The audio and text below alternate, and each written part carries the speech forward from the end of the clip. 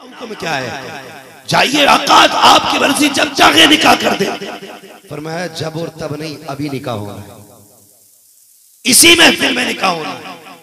हुजूर ने उस गुलाम के साथ उसी महफिल में निकाह किया, उसी महफिल में निकाह किया। बहुत गौर से सुनना, बात याद है ना आपको? मैंने कहां से बात छेड़ी थी? अपने आगे का उठा के खिलाना, याद है ना ये जुमला? निकाह हो गया, रुखसती हो गई, और फिर वो मीठा जो हजरत उस्मान ने बनवाया था वो इस गरीब के दस्तरखान पे आया। अल्लाह अकबर, शाम हो गई, रात गुजर गई। जब अगला दिन आया, जिब्रील ने बताया था ये दोपहर में इंतकाल करेगा। हुजूर ने गुलाम को भेज दिया, फरमाया जाओ फलां सहाबी के घर चले जाओ, जिसका कल निकाह हुआ था, उसके दरवाजे पे जाके बैठ जाओ। क्यों? कि अगर रोने की आवाज आए तो दौड़ के मुझे खबर कर देना, दौड़ के मुझे खबर कर देना। गुलाम जाके बैठ गए, ज़ोहर हो गई, कोई रोने की आवाज नहीं आई।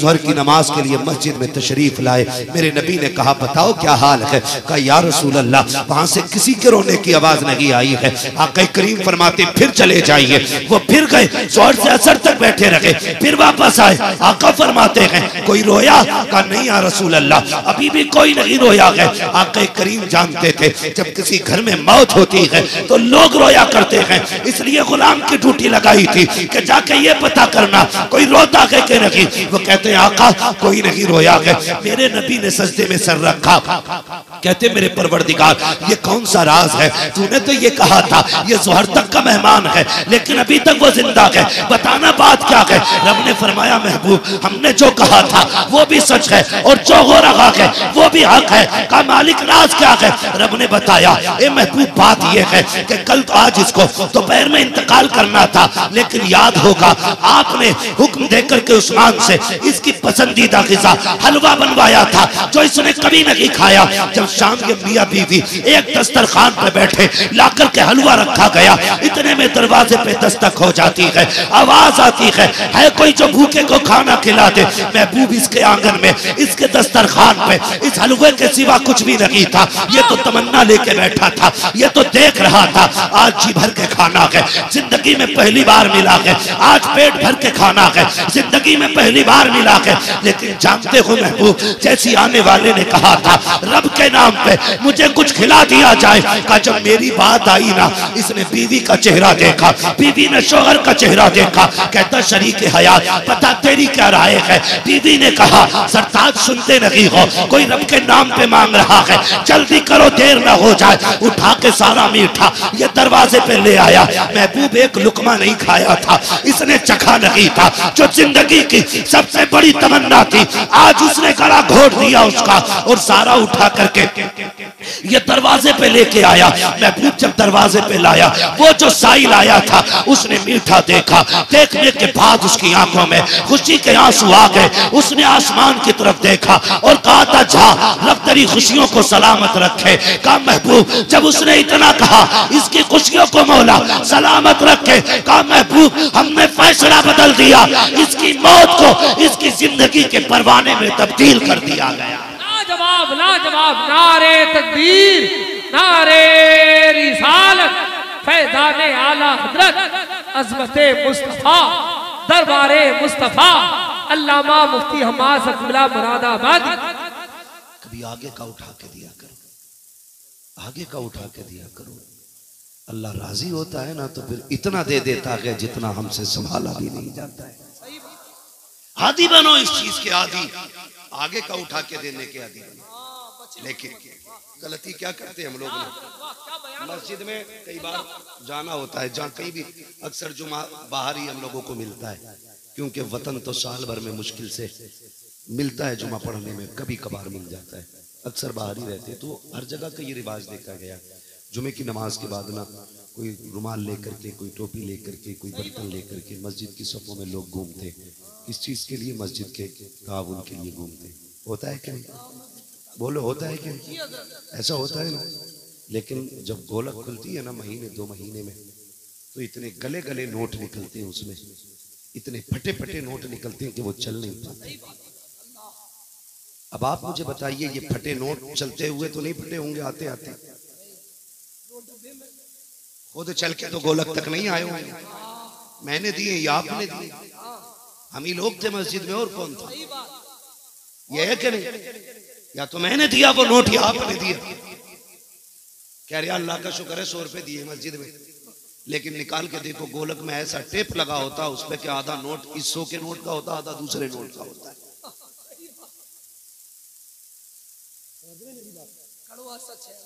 ये हमारे दिलों का महल है।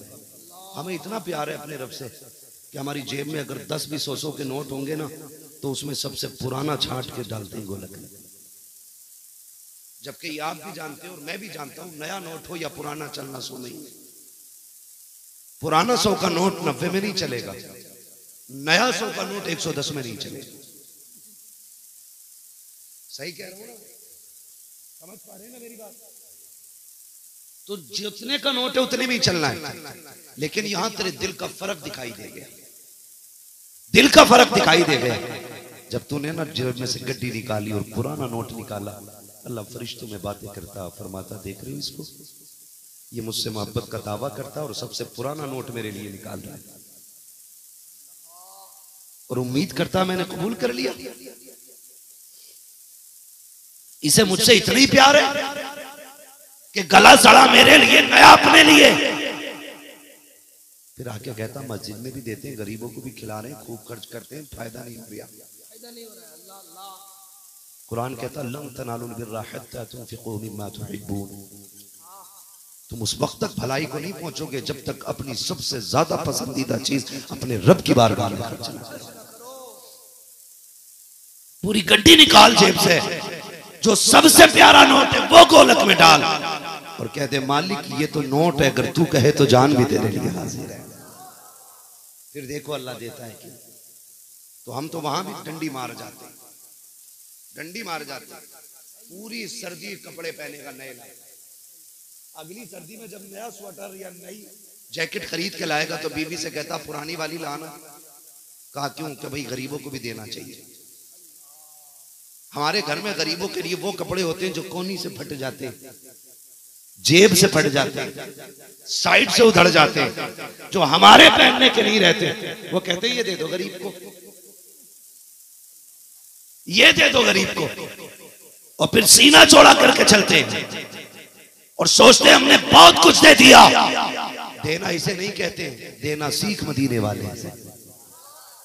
हुजूर बैठे हुए हैं, एक बूढ़ी खातून आ गई, कहती है या रसूल अल्लाह इजाजत दें तो मैंने आपके लिए कुर्ता तैयार किया है, मैंने आपके लिए एक कुर्ता तैयार किया है, खूबसूरत कुर्ता है।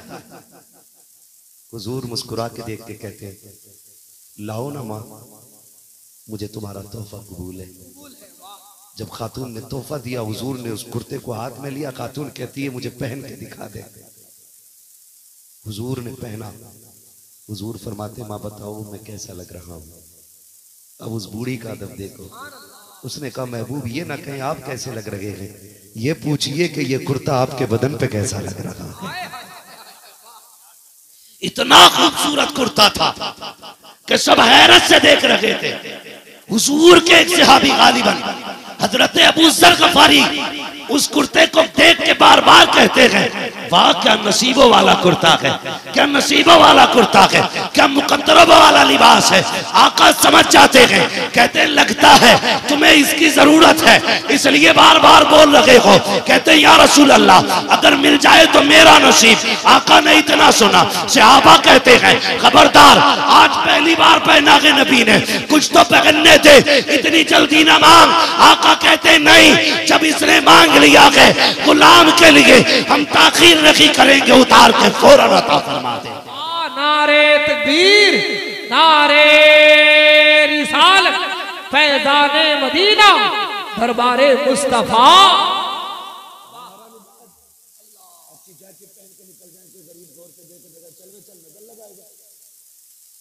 कहता बड़ी अच्छी लग रही है तो खरीद ले जाके।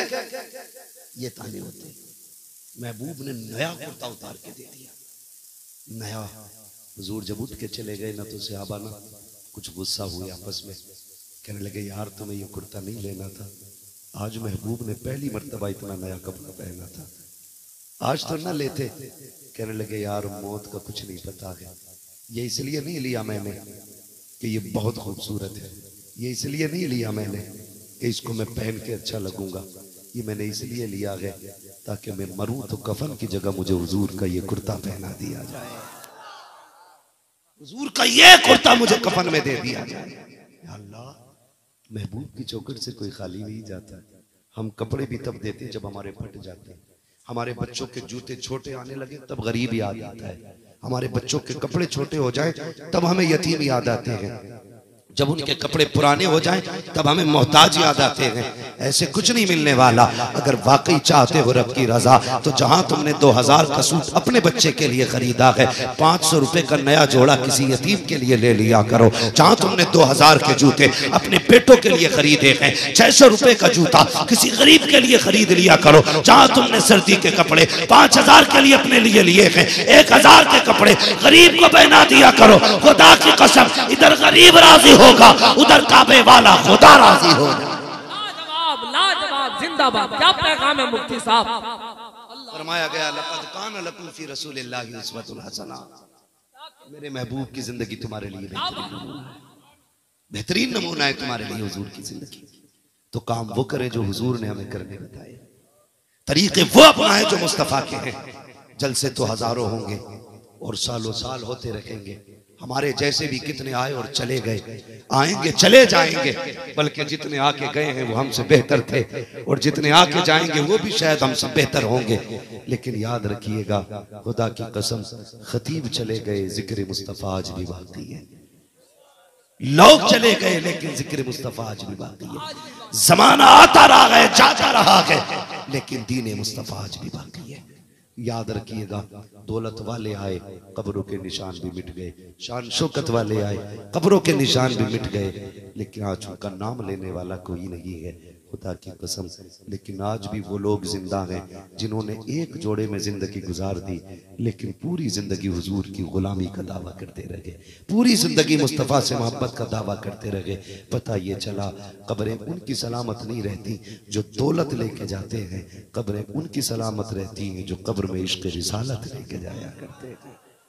अगर आप चाहते हैं हमारे भी तज़किरे बाकी रहे, नस्लें याद रखें, तो याद रखिए डॉक्टर इकबाल का ये शेर कि मोहम्मद से वफा तूने तो हम तेरे हैं, ये जहां चीज है क्या लोहो लोहो कलम तेरे हैं। मेरी कौम के नौजवानों, हुजूर का किरदार अपनाओ, किरदार अपनाओ। हमारे तरीके बिगड़ गए, उर्सों की कसरत को जरा किल्लत में बदलिए, और ये बार बार के जायद खर्चों को कम कीजिए, और उसको बच्चों की तालीम पे लगाइए, गरीबों की तालीम पे लगाइए। जिन बेटियों की शादियां नहीं हो रही हैं उन बेटियों की शादियों में पैसा लगाइए। हैरत होती है, अपने बेटे की शादी पे बंदा 50,000 की आतिशबाजी कर देता है,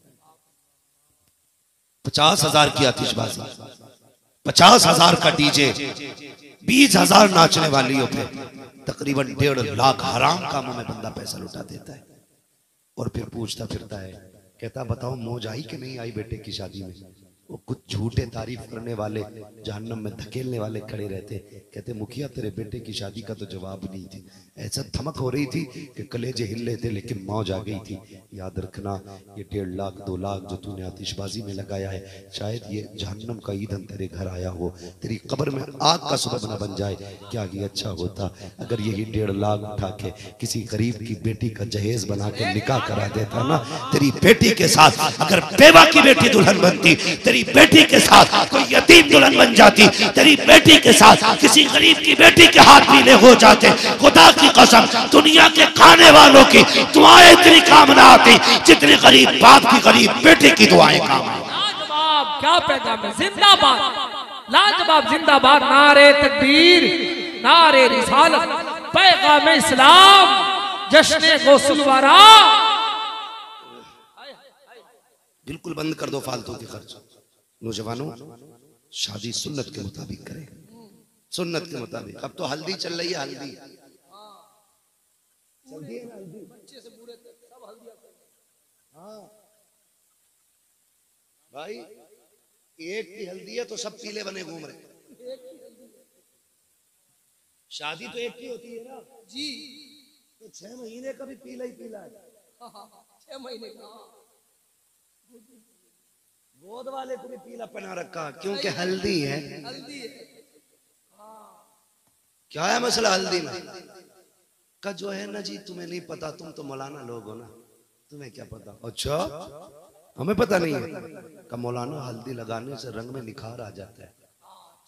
मैंने कहा भैंस को हल्दी खिला, हल्दी पिला, हल्दी लगा, अगर पीली हो जाए तो बात करें। पीली हो तो बात करो। वाह क्या बात है, वाह। ढंग देखो ढंग, वुजू नहीं कर रहा हल्दी ना छूट जाए, कपड़े भी पीले ही पीले, पहचान ही नहीं होती। कभी कभी तो लगता होगा अब्बा सोचता होगा छोटा बेटा कौन सा, बड़ा बेटा कौन सा, सबके मुंह पीले पीले। और निकल निकल के आते हैं ना घर से, ऐसा लगता है कोई तीसरी मखलूक आ रही है। गलत नहीं कह रहा हूं, तीसरी मखलूक, सब पीले पीले चूटों की तरह निकल निकल के आ रहे हैं। क्यों लगा रहे हो हल्दी? रंग निखारने के लिए, गोरे होने के लिए। बंद करिए हल्दी की रस्म को, इस बेगैरती में आग ना लगाओ। रस्म बना के पैसे की बर्बादी, शरीयत की नीलामी, तरीकत की नीलामी, अमल की बर्बादी, गुनाहों की आबादी। अगर हुस्न चाहते हो हल्दी ना लगा, 10 दिन के एहतिकाफ की नियत कर, मस्जिद में जाके बैठ जा। खुदा की कसम हल्दी से उतना हुस्न नहीं आएगा जितना 10 दिन की इबादत से अल्लाह हुस्न अता फरमा दे। जिंदाबाद जिंदाबाद। लेकिन ये 10 दिन का 3 दिन हल्दी में डूबेगा, फिर शादी वाले दिन जाकर ब्यूटी पार्लर में डूब जाता है। इतनी मेकअप ब्लीचिंग चल रही है। हाँ कह रहा जी बताओ, मैंने एक से कहा, मैंने कहा भाई ये पैर बिछा के क्यों नहीं बैठता? कह रहा दुखता है पैर। कायदे में बैठे ना तो पैर दुखता मोड़ने में। और जो ब्लीचिंग करते हैं ना ये ब्यूटी पार्लर वाले, ऐसे उधेड़ते हैं जैसे खाल उधेड़ रहे हैं, तो बेगैरत उफ तक नहीं करता है। ये है हमारी हालत। मतलब दुनियादारी के लिए खाल उधड़ जाए फर्क नहीं पड़ता, लेकिन नमाज सलीके से नहीं पढ़नी है, पैर में दर्द होने लगता है। हाँ। अब देखें आप, बर्बादी इधर ही नहीं है, बेटी वाले भी कम नहीं है। वो उसमें वो लिखा होता है, पहले एक स्टेज बनाते हैं वो लोग, कमरा सजाते हैं, उसमें हल्दी लिखा जाता है, हल्दी लिखा जाता है। हाँ हल्दी, फिर उसके हल्दी रगड़ी जाती है, फिर वो वीडियो बना के डाली जाती है। हद हो गई बेगैरती की। और 3 दिन हल्दी के बाद फिर ब्यूटी पार्लर। जब देखने गए तो और थी, निकाह कराया तो और थी, और जब चौथी वाला दिन आया तो फिर शिकल और थी। इतने रंग बदल रही है जैसे गिरगिट। कह रहे मौलाना जब से शादी हुई है सुकून में नहीं, सुकून में होगा कहां से जब गिरगिट लेके आया।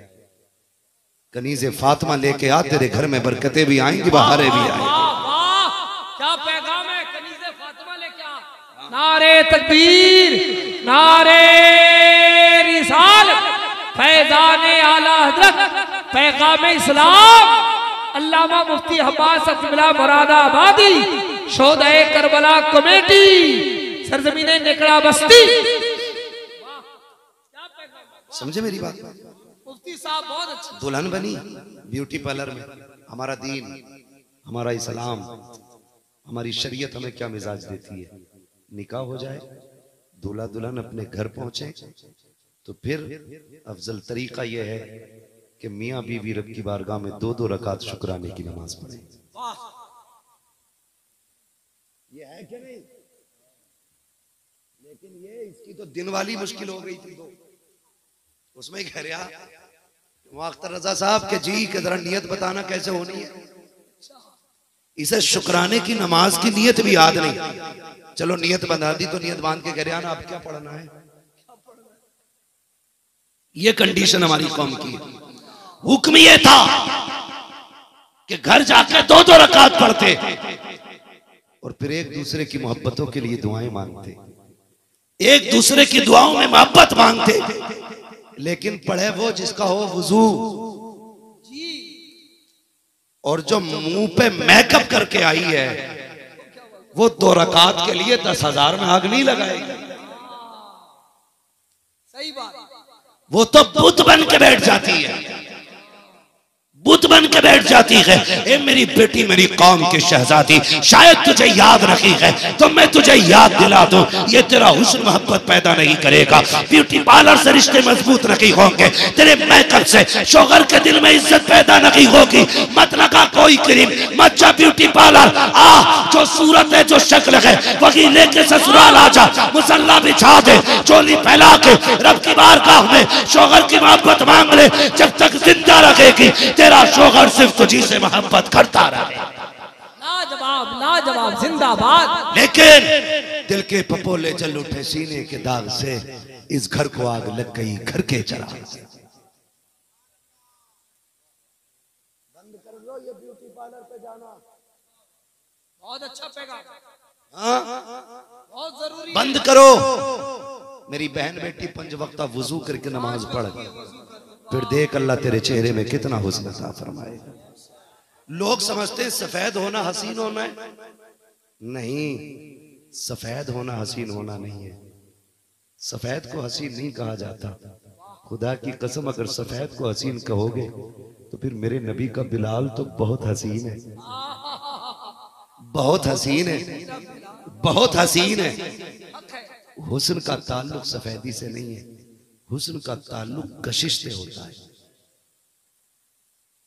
कशिश से होता है। हसीन वो है जिसे देख के फिर से दोबारा देखने को मन करे, और ये कशिश रब की तौफीक और उसकी कुदरत से पैदा होती है। समझ गए मेरी बात? इसलिए मेरे भाइयों, ये फालतू के नाजायज खर्चे बंद करो, शादियां आसान करो, और आखिरी बात, ये जो शादियों में खाने की बर्बादी कर रहे हो ना, इसे भी खत्म करो। एक तो वो चल रहा है ना, कहते हैं स्टैंडिंग में है खाना,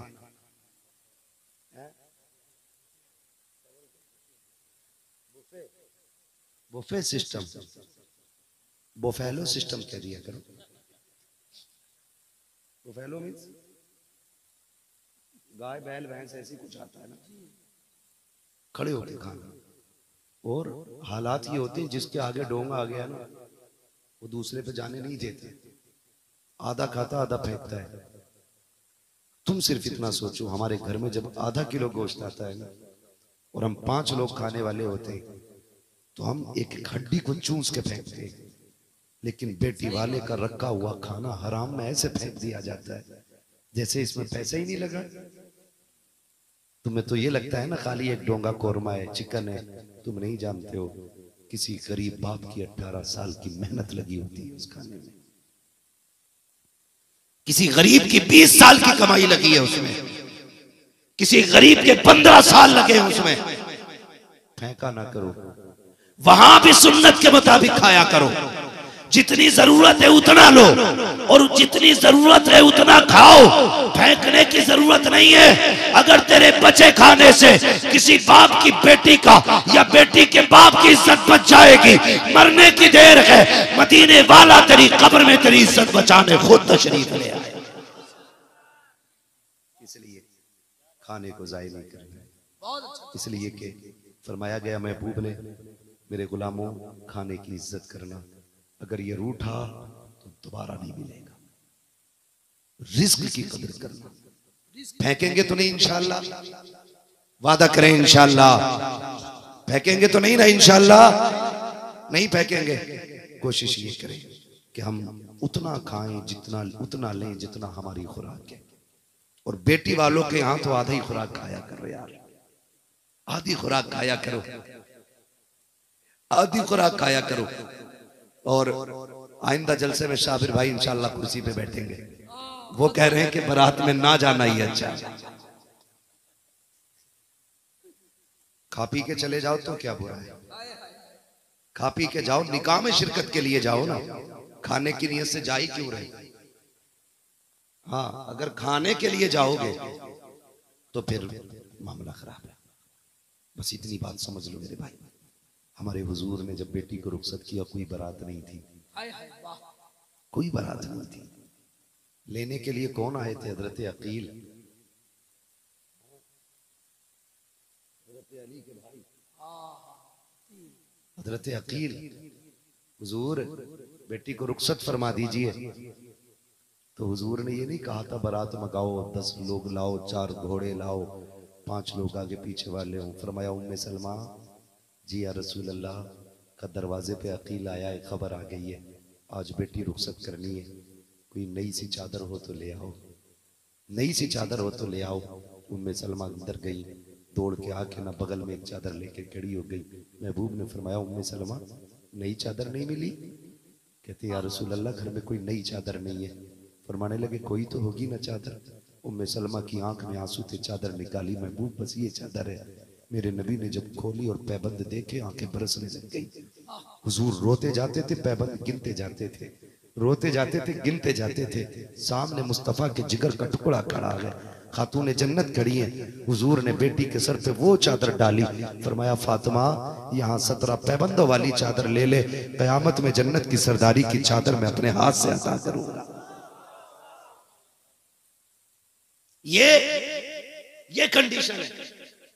और आज रुखसती के टाइम तो छोड़िए, जो इस्तकबाल चल रहा ना बारात का, वेलकम, एक हंगामा महशर हो तो भूलूं उसको, सैकड़ों बातों का रह रहे के ख्याल आता है। कौम का बेड़ा ही गरक करके रख दिया। इसकी गाड़ी भी ससुराल के गेट पे रुकती है जाके सीधी। किसी की बात हो ना हो, दामाद की बात फोन पे हो रही है। ये कंडीशन है हमारे मुआशरे के बिगड़ने की। बंद करो ये सारे तमाशे। अगर इस्तेकबाल करना है, खैर मकदम करना है तो मर्द करें, लड़कियां नहीं। रेबिन काटना, केक काटना, जूस पिलाना, दूध पिलाना, लड़कियों का आगे बढ़ के फूल डालना, ये सारी खुराफातें हैं। ये बंद करके निकाह इतना आसान कर दो कि गरीब बेटियां भी मुस्कुराने लग जाए, बेबस लोग भी मुस्कुराएं और उन्हें फख्र होना चाहिए। खुदा का शुक्र है मुसलमान पैदा किए गए हैं, दौलत ऐन है, मुस्तफा का दिया हुआ दीन तो सीनों में मौजूद है।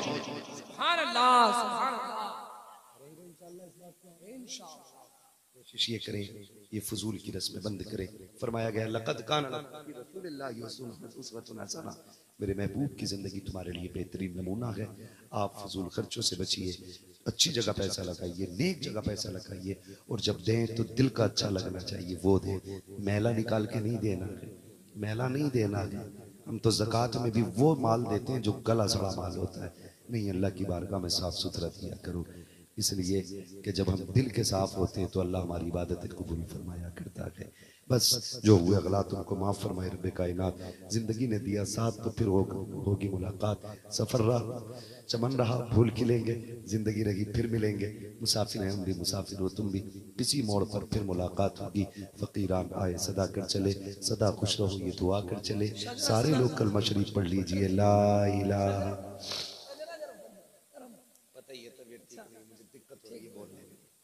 मैं फिर भी 1 घंटा 15 मिनट के ऊपर जा चुकी है मेरी सूझ, मगर मैं फिर भी हिम्मत कर रहा हूँ। भाई ने शजरे को कहा है, कोई देखिए किसी को इतना ना चाहो कि दम निकल जाए। मोहब्बतों का मतलब ये भी ना होना चाहिए कि किसी के लिए मुश्किल हो जाए।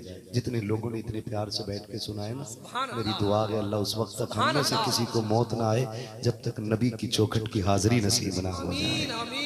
आपकी मोहब्बतों का शुक्रिया। मैं इस चीज का कभी भी आदी नहीं बना कि 10-20 हज़ार का मजमा हो तब महफिल कामयाब होती है। मैं तो अक्सर कहता हूँ 4 हो मगर मुस्तफ़ा के चाहने वाले होने चाहिए। मैं देख रहा हूँ कई भाइयों की आंखें भी भीगी हैं, कई रोए भी हैं। खुदा की कसम ये चंद आंसू लोगों की रात भर के खड़े होकर की इबादत पे भारी पड़ सकते हैं, इसलिए कि मोती समझ के शान करीमी ने चुन लिए।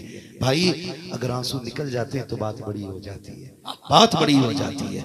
अल्लाह इस महफिल को कबूल फरमाए, अल्लाह इस महफिल को बरकतें अता फरमाए।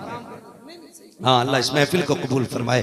कमेटी वालों मुबारकबाद के लायक हो, ये महफिल बड़ी कामयाब है और तुम्हारी आशिकी और तुम्हारी तवज्जो और तुम्हारे जज्बे ने बता दिया कि महफिल सीधी हुजूर के मदीने घूम के आ रही है। हुजूर के मदीने में हाजिरी लगी है। जिसे चाहा दर पे बुला लिया, जिसे चाहा अपना बना लिया। ये बड़े करम के हैं फैसले, ये बड़े नसीब की बात है। बस सारे लोग कलमा शरीफ पढ़ लीजिए, ला इलाहा इल्लल्लाह मुहम्मदुर रसूलुल्लाह व मा अलैना इल्लल बलाग। अस्सलामु अलैकुम रहमतुल्लाहि व बरकातहू। तबीयत खराब है, कोई बात नहीं, रोज बोलना। अल्लाह हमारे ऐसे उलमा की उम्र में अल्लाह बरकत अता फरमाए। दोस्तों के वास्ते तनवीर ही तनवीर है, दुश्मनों के लिए मिसले तीर है। आपका हुस्ने खिताबत सुन के ये कहना पड़ा, मुफ्ती साहब आपसे भी खूबसूरत आपकी तकरीर है। शम्स भाई का कलाम, नूरे मुजस्सम भाई आएंगे पढ़ेंगे, सलाम पढ़ा जाएगा। नारे तकबीर, नारे